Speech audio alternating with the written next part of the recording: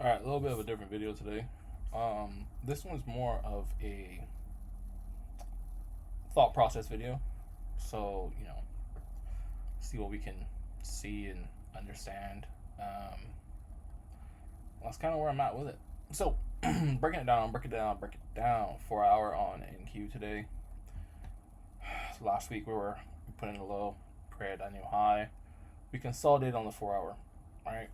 So, during this moment, no one knows what's going on. So we got to cut down to lower time frame.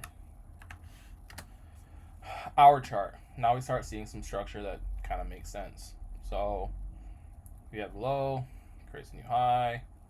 We have technically a lower low, but look at where it closed. All right. So clearly we're respecting this, and we have an area of sellers in here, right? Sellers. Sorry, area of buyers. Whoops.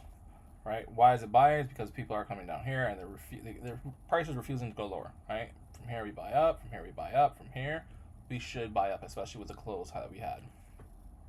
Cool beans.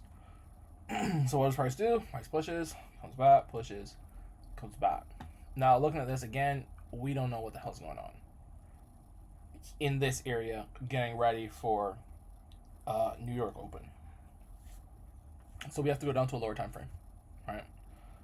But we do understand that we should be bullish. Why should we be bullish? Well, we have a very clear support area of buyers that price does not want to go below. Go on to the 15-minute. This is where I honestly should have looked to trade. Looking back, obviously hindsight is 2020, but I wasn't 100% sure how to go about it. So what is it that we have now, right? We have another area of support, which is buyers.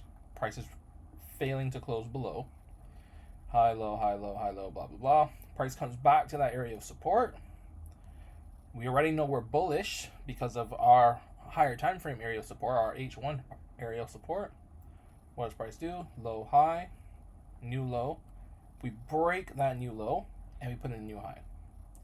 So now we're making higher lows and higher highs, which would then indicate that price should be somewhat bullish. Now, there are two ways you can go about this, from what I understand. One is price made this high. You know this low should be quote unquote protected. If it is that we are bullish, we'll be making higher lows and higher highs, so price should not want to come below this point. You can easily enter once price breaks, so like this or like this. Your stop should be below this point until we make a new higher high, which kind of comes the next candle. So something like that. And your target should be the next high, the H1 high, which is here. All right, 2.1R. Not very crazy. Honestly, for me, I was looking for a price to come all the way back up to this area of resistance, or sellers, I should say. I don't know why that's not in red, but sellers. All right. So that's where really and truly I was looking for price to go, but I understand this is the first target, 100%. Cool. So 5-minute now.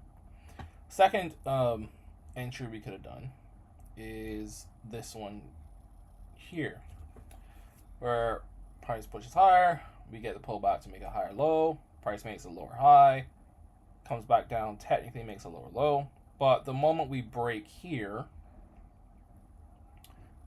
price is back bullish, especially since I guess more of ICT concepts, but we come down with strict liquidity, and now we're expanding on a V-shaped recovery.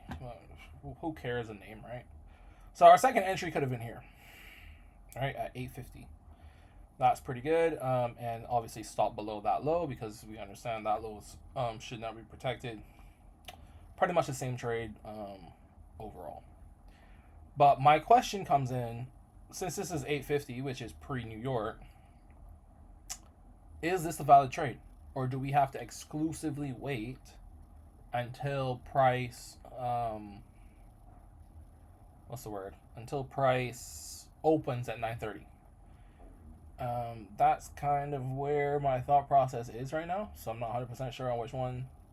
If both of these entries were valid on the 5 as well as on the 15, which is a slightly higher up here.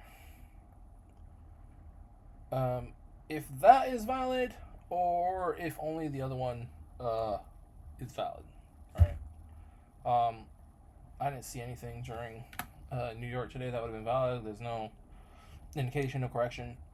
None of that. So I was kind of lost in terms of what to do. So now, right? I mean, obviously you can see that I have my indication waiting for the correction. Obviously now I'm gonna wait for a correction and see what happens. Probably nothing today, more than likely. Maybe we come down here, doubtful, but maybe into tomorrow we see something a little bit cleaner and we're able to get in those longs. But yeah, I just kind of wanted to document my thought process, and see whether or not it's something that made sense. You know what I mean? Closes are pretty much how we know what's going on. Wicks tell a story. Sorry, wicks do the damage. Body closes tell the story. So yeah, that's kind of how I'm looking at it, and looking to go forward from here. Actually, to be quite honest with you, right now I'm not sure if I should be using this or if I should be using here. As I come out, I'd probably use this one, right?